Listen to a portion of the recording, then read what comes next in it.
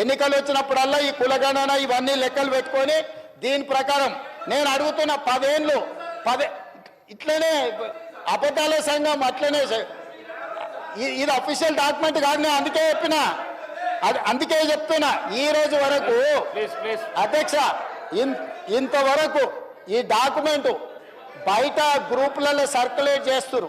ఈ డాక్యుమెంట్ ఇంతవరకు వాళ్ళు సర్వే చేసినాం, మేము ఒకటే రోజులు చేసినాం, మేము చాలా పొడిచేసినాం, చింపేసినాం, లేనోడు లేనట్టే ఉన్నోడు ఉండాల్సిందే అని ఆ రోజు ఎంతో హడావిడి చేశారు. తెలంగాణ మొత్తం బంద్ అన్నారు అధ్యక్ష.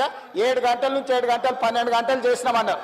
ఈ డాక్యుమెంటును మంత్రివర్గ సమావేశంలో పెట్టి మంత్రివర్గం ఎందుకు ఆమోదించలేదు?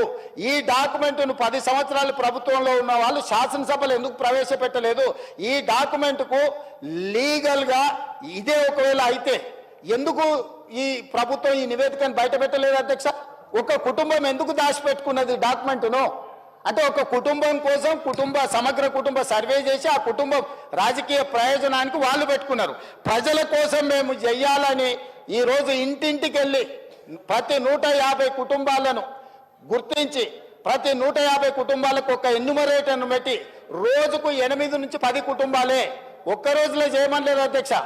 50 రోజులు నిరంతర ప్రక్రియ చేసి 50 రోజుల తర్వాత 100% పారదర్శకంగా ఈరోజు సామాజిక ఆర్థిక రాజకీయ కులగణన సర్వే చేసి ఈరోజు ఇక్కడ పెడితే వాళ్ళు ఎక్కడో కాకి లెక్కలు తీసుకొచ్చి చెట్ల మీద ఇస్తరాకులు కుట్టినట్టు ఎక్కడెక్కడో వివరాలు తీసుకొచ్చి సభలు పెట్టి ఈ సభను ఎందుకు తప్పుదో పట్టిస్తారు అధ్యక్ష?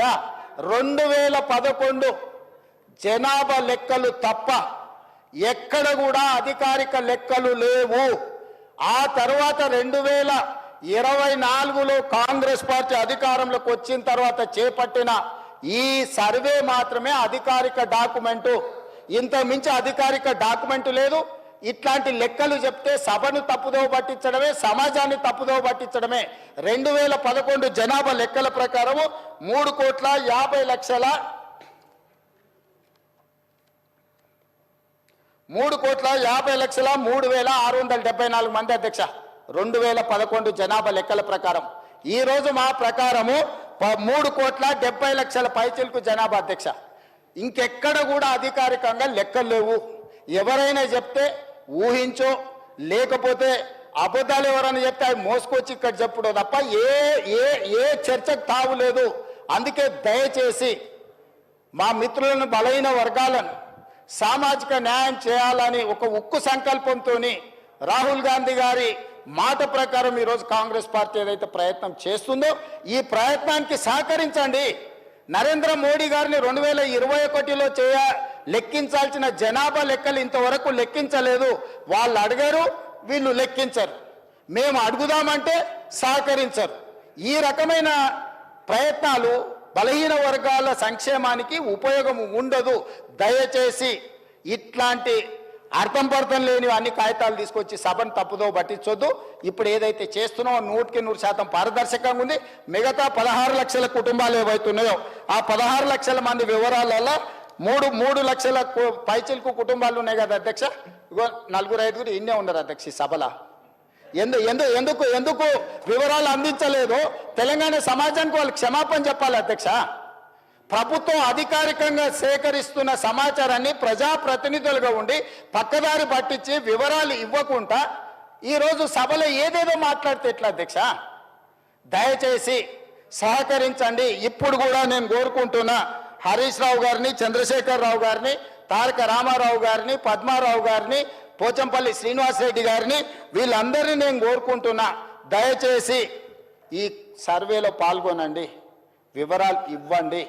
ఇవాళ బలహీన వర్గాలకు న్యాయం జరిగే విధంగా మనం చర్యలు చేపడదాము. ఇన్ని సంవత్సరాల ఆలస్యమైనా కనీసం ఇప్పుడైనా వాళ్ళ కోసం పనిచేద్దాము. ఇక 42% రిజర్వేషన్ గురించి మా మిత్రుడు శ్రీనివాస్ యాదవ్ గారు అన్నారు. నేను ఒక మాట సూటిగా వారికి సమాధానం నేను చెప్పదలుచుకున్నా. చట్టపరంగా 42% రిజర్వేషన్ ఇవ్వాలి అని అంటే రాజ్యాంగ సవరణ జరగాలి. కానీ రాజకీయంగా వినండి రాజకీయంగా ఈ వేదిక మీద నుంచి నేను మాట ఇస్తున్నా. మా పిసిసి అధ్యక్షుడి గారితో నేను మాట తీసుకొని వచ్చిన అధ్యక్ష. మా పిసిసి అధ్యక్షుడు మహేష్ కుమార్ గౌడ్ గారిని నేను అడిగిన, ఒకవేళ చట్టపరంగా 42% ఇవ్వడానికి అవకాశం లేకపోతే పార్టీ పరంగా రేపు జరగబోయే స్థానిక సంస్థలలో కాంగ్రెస్ పార్టీ 42% సీట్లు ఇస్తామని చెప్పినాం అధ్యక్ష. ఇవాళ మేము సిద్ధంగా ఉన్నాం, మీరు సిద్ధంగా ఉన్నారా?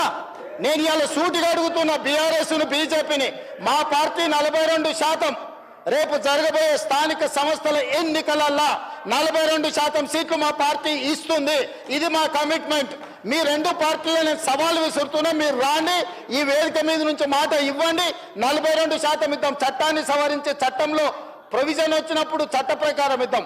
ఈ రోజు రాజకీయంగా నైతికంగా మనం కట్టుబడి ఉండి 42% బలహీన వర్గాలకు సీట్లు ఇద్దాం. మీకు చిత్తశుద్ధి ఉంటే ముందుకు